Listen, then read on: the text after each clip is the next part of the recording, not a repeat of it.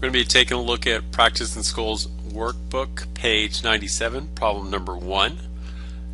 A marine biologist has historical records to show the chance of finding shrimp in a catch of ocean animals is 20%. The simulation below shows the experimental probability of finding shrimp in at least one of the next 5 catches. The numbers 1 and 2 represent catches with shrimp. The numbers 3 through 10 represent catches without shrimp. Okay, so this one they've divided up into 2 problems. Part A, it says, what does the marine biologist do? What does he have to go ahead and do? Well, he's got to go ahead and represent this situation with some type of simulation. So what he's going to do is he's going to go ahead and he's going to select 5 random numbers between 1 and 10. And that could be done with a spinner.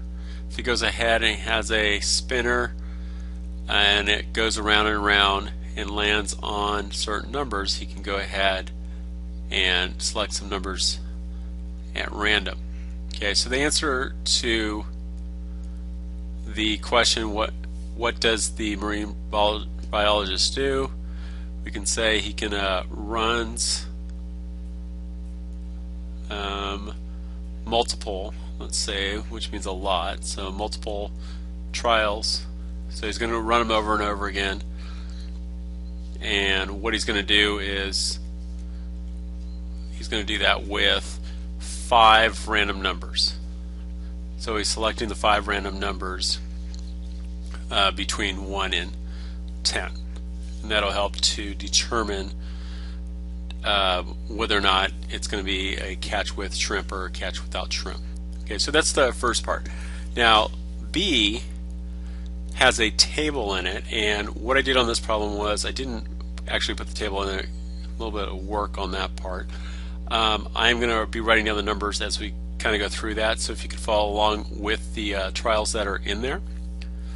If you take a look at the first trial that they have, they've got the number 1, then they've got numbers, for example, like 7, 3, 2, 7, and 10. Oh, yeah, that's a 10 on that last one. I'm going to go ahead and put some commas in between just to make sure that we're okay on this one. Okay, so we have 1, 2, 3, 4, 5. We have 5 numbers right there. And if you go under the number of shrimp that were caught, remember that the numbers 1 and 2 represent shrimp. So if you take a look right here, that only appears with that number 2. So we only caught 1 shrimp in that first catch. If we go ahead and do that second trial, we have the numbers 2, 4, 5, 3, and 10.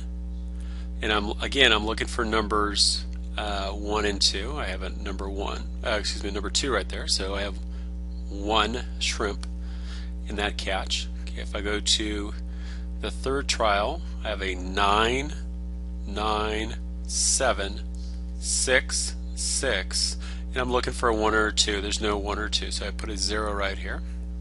Okay, for trial number 4, we have a 7, 9, 6, 6, 4, and again I'm looking for a 1 or a 2. There's none there, so I'm going to put a 0 right here. Our next one is a 5. Let's see if I can get 5 in there. And the numbers that we're dealing with is a 10, 6, 4, 6, and 4. And if you look through there, there's no 1 or 2. Remember, those represent the shrimp. So we have 0 shrimps. Okay, and then we move over to our 6th trial. Okay, in our 6th trial we have an 8, 4, 7, 6, and 5. Okay, we have 0 that was caught in there. There's no 1 or 2 again. Okay, for number 7, we have a 6, 10, 1, 7, and 6. So we have this number 1 that was caught. So we do have 1 shrimp that was caught in the 7th trial. In the 8th trial, we have a 7, 9, 8, 3, and 8.